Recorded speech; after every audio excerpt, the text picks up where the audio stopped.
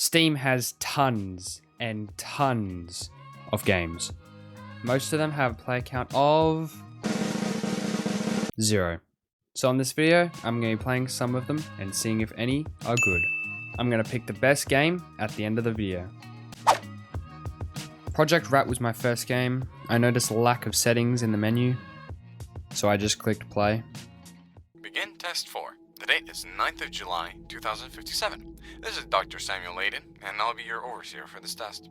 The narrator told me that I had been given the ability to enlarge and shrink myself on demand. The game had me do tests like basic parkour and timed events, that I could use my abilities to help complete the games. The game was easy to understand, and I completed it within like 20 minutes. The game ended up being a student's school project, which was cool to see. Next up is Walking Simulator, which I was rudely jump scared by, since the sound was up so high. Once I fixed my sound, I started my adventure, and was greeted by a shed in the middle of the Arctic. I saw a guy in the corner of my eye. I must have gotten his personal space. So I got up and walked back to the shed, and found fuel that needed to be delivered to the mountain. It was a grand total of 1,200 meters to get to the lab, so I got ready for the adventure that lies ahead. As I made my way up the hill, there were more guys spawning around me with lightsabers, so I kept my distance with them. I also found these boxes in the mountains. I picked them up because it made me look like a skyscraper. I could finally live my dream of being tall. I got to the lab and was instantly intrigued by a snowmobile, which costed 100 likes and I had no clue how to get them. So I dropped off the fuel to the scientist and he gave me 75 likes for that, so I was 25 short. I found out if I walked in the area behind the snowmobile, it would give me likes for the boxes that I collected. For some reason they allowed me to take their own boxes and sell them back to them. After collecting all their boxes and selling it back to them, I finally had enough money to buy the snowmobile. I was surprised by how much the snowmobile felt like driving on a mobile game. It always slid out and was glitchy. It was almost like I was driving on ice. There was a waypoint, so I went to it, and it ended up being another lab.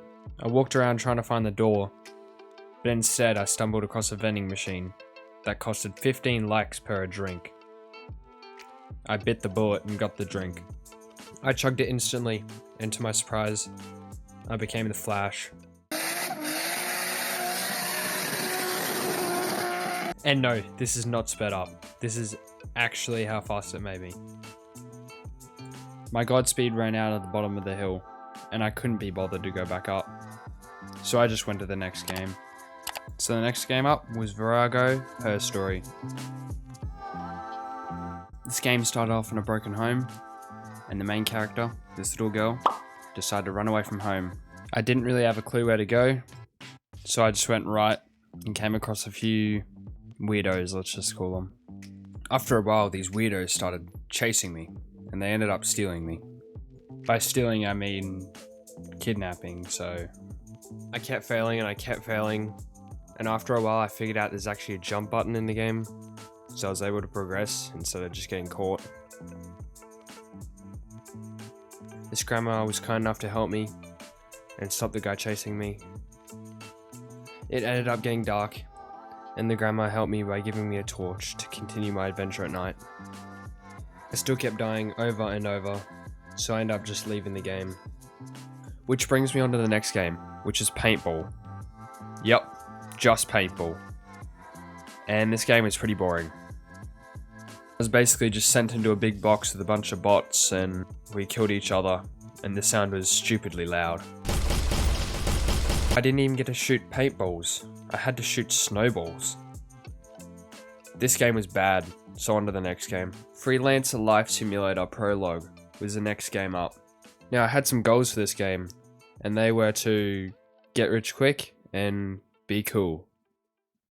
With these goals in mind, I checked the reviews on Steam, and they pretty much checked out. The first thing I done was jump in my car and drive around town, and figure out my surroundings. There was areas that I couldn't go into for some reason though. The only thing I found in the town was a little shop that was playing Roblox elevator music. I headed back home to start to get grinding. It took me a while to get back home because I got lost, but I eventually made it back. As soon as I got to the door, I went straight to the toilet and got back on the computer to make some money. My first job that I done was for $12, and it was some coding game. It ended up just being like click the box that was slightly different color. After I got my newfound money, I decided to go spend it on a new computer. I already had $1,000, so I bought the best one I could afford, and then got off this game and played something else. The next game I played was Plockoth. Plockoth is a 2D platformer that has a cool, unique style of graphics, kind of like cartoon drawing, kind of. For me, this game felt the most polished out of most of the games I played, so I instantly liked the game. I did get to a point in the game where I needed a controller to get a new ability, which was good because I actually had a controller. I'm pretty sure this game had a story, but I don't think I got that far in it, because if you look at the loading screen, it has like his dead friend or something. I really wish I could have played for longer, because I did have the most fun in this game. And the only visual glitch I could find was like a line in the background, and that's about it.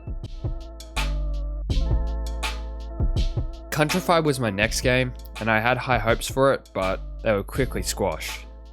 The first few issues that I ran into was I couldn't walk, I could only crouch walk around, and also the game was made in like Italian or Spanish.